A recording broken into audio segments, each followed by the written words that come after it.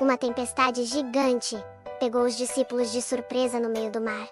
Ondas enormes e um vento de arrepiar. E onde estava Jesus?